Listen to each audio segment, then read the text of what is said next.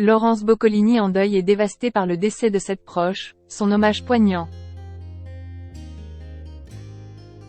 Derrière ses fous rires et ses colères, Laurence Boccolini dissimule une sensibilité à fleur de peau. Sur son compte Instagram, elle laisse éclater son chagrin. Pas de doute possible, après cette annonce, plus rien ne sera jamais comme avant pour Laurence Boccolini. Brisée, elle se confie à ses fans. Laurence Boccolini en plein cauchemar éveillé. Au début du second millénaire, Laurence Boccolini terrorise les téléspectateurs. En effet, venue tout droit d'Angleterre, le concept du quiz Le Maillon Faible repose sur les épaules de sa présentatrice. Dès que TF1 la recrute pour cette émission, on lui impose d'être cruelle. Look austère, méchanceté gratuite, elle remplit parfaitement sa mission pendant 7 ans. Juste après la dernière, elle enlève son masque de sorcière. On découvre alors une femme lumineuse. Capable de chanter, mais aussi de s'amuser avec le public, elle redore enfin son image. Il était temps.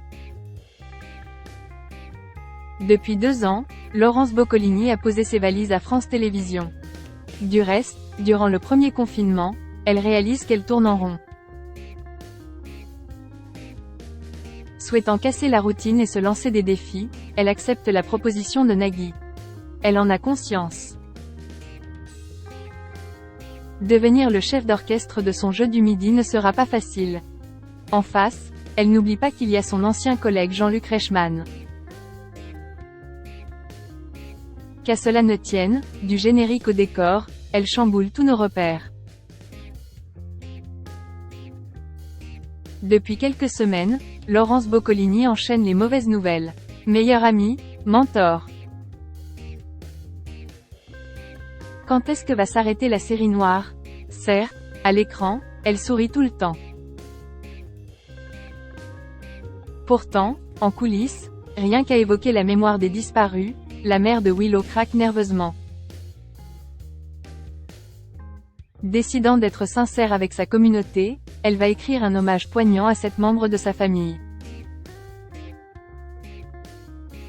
Dire qu'elle avait une place spéciale est un doux euphémisme. Et là, c'est le drame. Tout d'abord, Laurence Boccolini tient à résumer les liens avec cette personne. Et pour accompagner son discours, rien de mieux qu'une photo. Fournie par son cousin, elle avoue n'avoir jamais vu ce cliché d'elle bébé en compagnie de sa tata Caroline, tata Kikidine pour Willow, adorée. Centenaire, la sœur de sa grand-mère Vittoria avait une importance capitale dans son existence. Faisant allusion aux enfants de la disparue ainsi que sa descendance, Laurence Boccolini souligne le caractère bienveillant de son aïeul. Sans doute présent au moment de son dernier souffle, son petit monde comptait plus que tout pour elle. Désormais orphelins, malheureux comme des pierres, ils vont devoir se soutenir les uns les autres. Gérer l'absence de cette personne à l'aura lumineuse sera nettement plus compliqué que prévu. Pourtant, des drames, cette famille en a connu. L'heure est venue de s'adresser à la défunte. Fais un doux voyage, que tu puisses retrouver ton fils Alain où que tu sois aujourd'hui. Embrasse tous ceux qui me manquent tant. En une phrase, Laurence Boccolini résume tout ce que cette dame lui a offert et appris. Merci d'avoir été là après la mort de mes parents et d'avoir toujours su qui j'étais vraiment.